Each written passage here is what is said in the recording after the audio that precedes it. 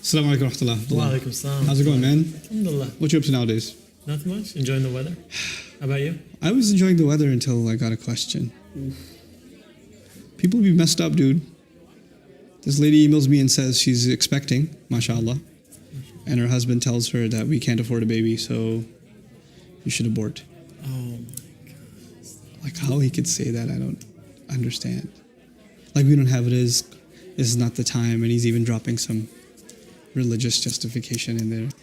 Subhanallah. And he says things like, oh, you know, in the first few months, the angel hasn't blown in the soul to the baby yet, so it's not really a human, so it's all good. Now, the thing of all of this is, I'm not in a position to give fatwas, right? And I'm never going to do that. But first of all, to cite that we cannot afford this child. And then, of course, all the other religious justifications are later. The real reason is the guy doesn't want to spend money, right? So for money, he's willing to take a human life. That's what he's willing to do, which is the most absurd, offensive thing. And it's particularly mentioned in the Quran, something the mushrikun used to do. وَلَا تَقْتُلُوا أَوْلَادَكُم مِّنْ إِمْلَاقٍ and خَشْيَةَ إِمْلَاقٍ. Don't kill your children because you're poor, because of bankruptcy, and don't kill your children because in the future you're afraid of becoming bankrupt. نَحْنُ نَرْزُقُكُمْ وَإِيَّاهُمْ.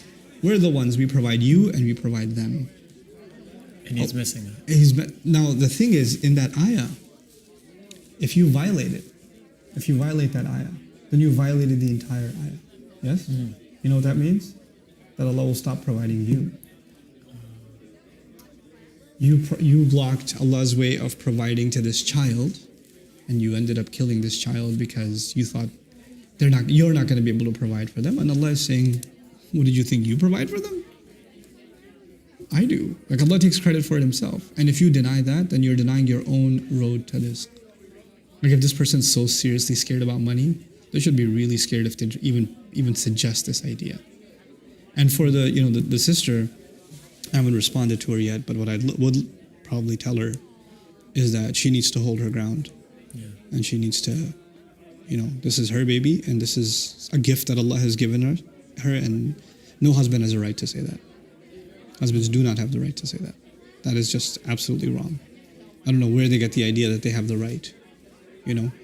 This is, subhanAllah, it's a life that Allah owns, not us. We don't have a say in it.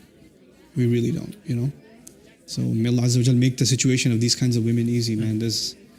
Sometimes wives are messed up and sometimes husbands are like epic messed up. So what about situations where, some people, it's not marriage, maybe someone was abused and then they ended up conceiving. I mean, how do you... That's a completely different situation. But even then, the idea of abortion is something else. It should be said about those kinds of cases that child should not be considered cursed. Because that's what society does, right? Awladu zina and this and that. And that's not an Islamic concept. To consider that this child is illegitimate and therefore they are treated less than others. Now in Western society, that's not a problem. Marriage out of wedlock and children out of wedlock. But in Eastern society, traditional religious cultures, Muslims included, it's a major, major problem, right? Now, zina itself is really bad, or rape, or whatever may have happened. That's a crime, and that's dealt with separately. But this child is not supposed to pay the price of somebody else's crime. They're not supposed to do that. As traumatic as that may be for the mother, this child is not supposed, and I'm not talking about abortion, because I don't know, that's a separate issue. But what I am talking about is, just that child should not be stigmatized.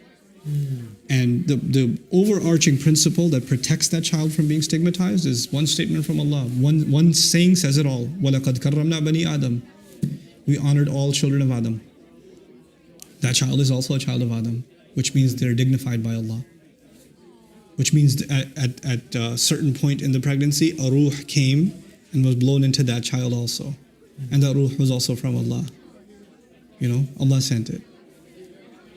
Angels also descend on these mothers, right? Yeah.